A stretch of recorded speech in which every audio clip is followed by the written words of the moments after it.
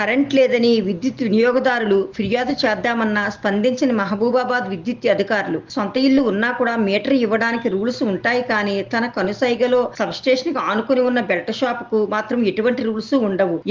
ఎందుకంటే అందులో వీరి వాటా ఎంతోనని గుసగుసలాడుతున్నారు జిల్లా ప్రజలు.